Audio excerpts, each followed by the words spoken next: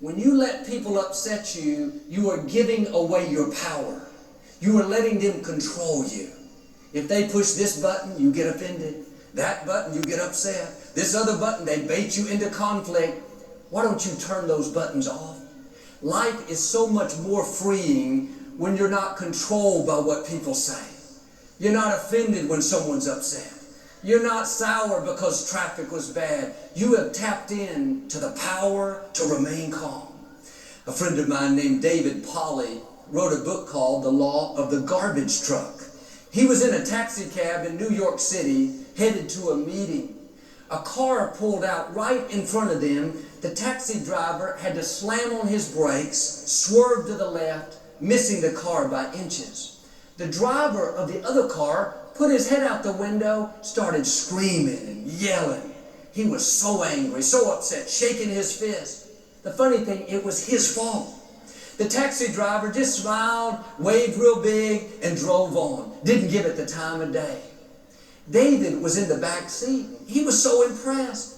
He said, "That man almost totaled your car. Almost sent us both to the hospital. I can't believe you didn't yell back at him. How did you keep your cool?" The taxi driver gave an insightful answer. He said, "I found many people are like garbage trucks. They go around full of anger, full of frustration, full of bitterness. As their garbage piles up, they need somewhere to dump it. And sometimes they'll dump it on you. But you can't take it personally. It has nothing to do with you. Just smile, wish them well, and move on." Here's the key. Successful people don't let garbage trucks overtake their day. If someone dumps a load on you, don't get upset. If you make that mistake, you'll end up carrying around their garbage, and eventually you'll dump it on someone else. You have to keep your lid on. These days, many people are dumping frustration, disrespect, criticism, bitterness. We can't stop them from dumping it, but we can keep them from affecting us. Years ago, Victoria and I were at the airport. We were going through the security checkpoint. We put our bags on the x-ray machine. The security officer sent them both back and said, "You have liquids in there that you have to remove." Victoria said, "Oh yeah, I forgot to take my water out." Well, I thought he was only talking to Victoria, so I just stood there and didn't do anything. You would have thought I had committed a major crime. He was like totally insulted. He practically screamed, "Sir, what are you doing standing there? I told you to open the bag and do it now." Thought, man, he's got a big garbage truck, and he was full of frustration, full of stress, and full of a lot of other stuff. But I didn't say it. You just thought it. But I took care of it. As I passed by him, I said, "Sorry about that. I thought you were just talking to her. Have a good day." Didn't mean it, but at least I said it. But I thought to myself, I'm keeping my lid on.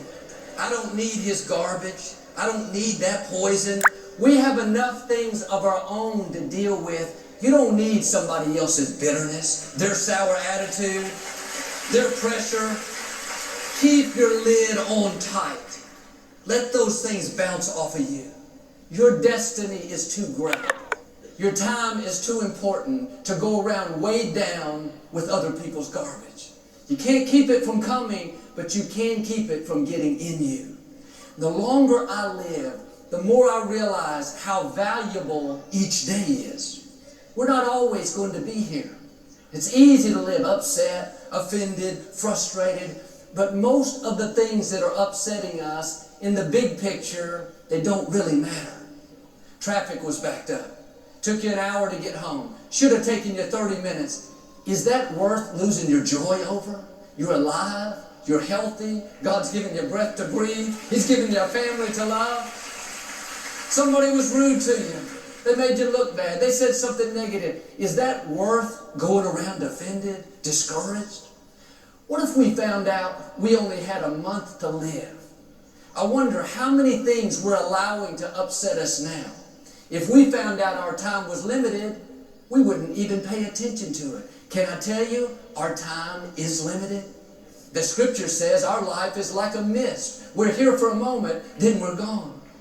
That little quirk your spouse does that gets on your nerves, if we knew we weren't going to be here in a month, we wouldn't let it bother us.